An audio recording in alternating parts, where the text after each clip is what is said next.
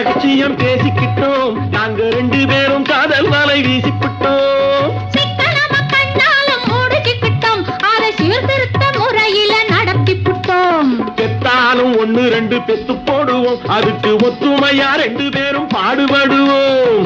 ஊதாரி பிள்ளைகளை பெற்க மாட்டோம், அது ஊர் வம்ப வாங்கும்படி வைக்க மாட்டோம். நாங்க புதுசா